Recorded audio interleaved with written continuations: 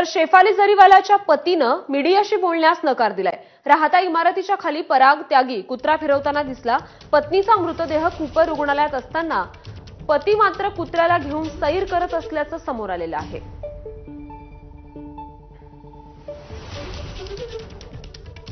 आणि या संदर्भात अधिक अपडेट्स देतील आपले प्रतिनिधी सूरज ओझा। सूरज, आपण पाहतोय शेफाली जरीवालाचा मृतदेह कूपर रुग्णालयात सध्या ठेवलेला आहे आणि पतीची मात्र कुत्र्यासोबत सैर होताना दिसतेय।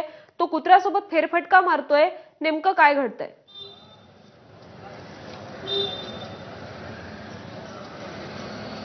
नक्की ही सकाळची व्हिज्युअल्स आहे ज्यावेळी तिचे पती इथे खालीच वावरत होते कुत्र्याबरोबर आणि असं बोललं जातंय की त्याला नैसर्गिक विधीसाठी त्यांनी कुत्र्याला खाली आणला होता, कारण की वरती म्हणजे त्या फ्लॅटमध्ये फॉरेन्सिकची टीम होती आणि जर काही घरातही कुत्र्याने केलं तर त्यावर इफेक्ट पडू शकतो असंही बोललं जातंय। मात्र अद्याप क्लिअर झालेला नाहीये की नेमका कशासाठी ते खाली येऊन कुत्र्याला फिरत होते।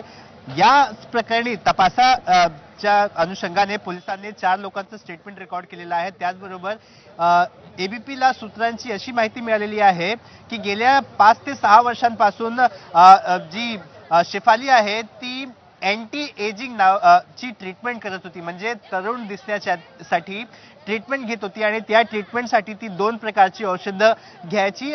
मात्र या औषध घेतल्यावर याचा इफेक्ट हार्टवर होत नाही, मात्र स्किनवर याचा इफेक्ट होतो आणि तरुण दिसण्यासाठी या प्रकारची ट्रीटमेंट सेलिब्रिटीज घेत असतात।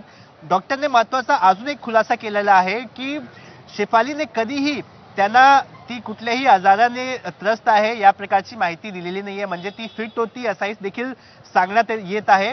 मात्र हे ऐकल्यानंतर असंच दिसतोय की शेफालीची मृत्यू नेमका कशामुळे झालेली आहे याचा खुलासा तेव्हाच होईल ज्यावेळी पीएमची म्हणजे पोस्टमॉर्टमची रिपोर्ट समोर येणार आहे। नक्कीच सूरज, धन्यवाद या सविस्तर माहितीसाठी।